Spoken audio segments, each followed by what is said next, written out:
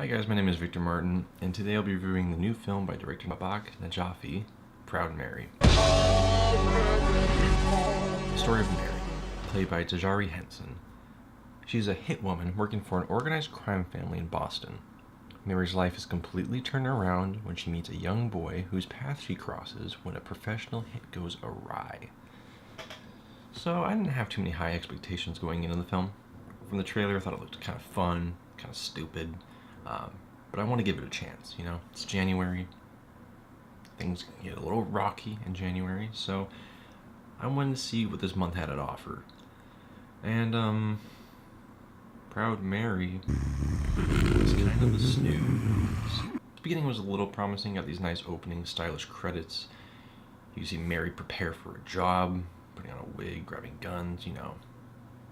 Badass. Some action happens, and then it just becomes a bore for a good chunk of the film. So some things I liked about the movie: I liked Taraji Henson. I think she's a great actress.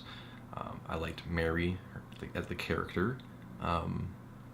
She just had a good personality. She was sweet, but also deadly. There's some good licensed music. There was a shootout at the end that was fun and exciting. I liked the bond Mary forms with this kid she meets early in the film. It's nice. It's, you know, some character building stuff. But other than that, there's not much I liked. Fortunately, there's not much I disliked either. I mean, it wasn't a bad film or, you know, just incompetent. But it was just so beyond average that it was just more disappointing than anything. I mean, like I said, it's very boring for the middle of the film, and it's just like talking and driving, and then the dialogue is very interesting. It's all very self-serious for most of it. The plot's not very interesting, so it's hard to get attached to the character besides the main character and the plot itself. Camera work is pretty fine for what it is. It's nothing spectacular. It's not stylish or anything. The original score is pretty generic and over emotional at times. And the editing is very just kind of abrupt and annoying at parts. There's actually one scene in particular that I was like, I couldn't help but laugh. It was a conversation scene. There's about 4 or 5 people in the meeting room, and I kid you not, each shot lasts maybe 2 to 3 seconds.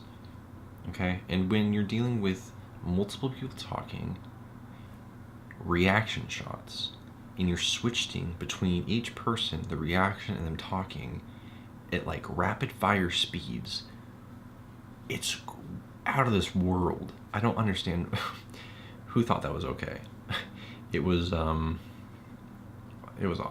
You know, you have a lot of elements here that can make a great film. With Taraji Henson's character, the plot itself is serviceable. It's average, but, you know, look at John Wick. You know, the plot's so simple, but it's an exciting film. That could have been done here. I get it. You have to have slow moments to build characters and whatnot, but when of it's interesting, why should anyone care, you know? So there's stuff here, there's good elements, but unfortunately it just doesn't work well. Mainly, it's just a missed opportunity. It's average. It's got some decent things in it. If you're kind of just a casual moviegoer, I think there's some things you might enjoy out of it. It's not incompetent. It's not horrible. There's some things that I think a decent amount of people will enjoy.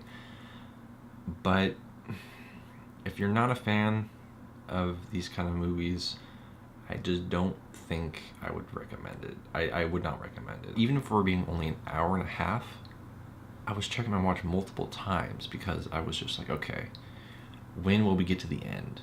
And finally, by the end, it's a little bit too late, you know? There's a decent shootout, but at that point I was just kind of checked out. And that's unfortunate, you know? I was hoping, I had a bit of hope for this film, and, you know, it's just another January misfire. Well, what are you gonna do? Farewell.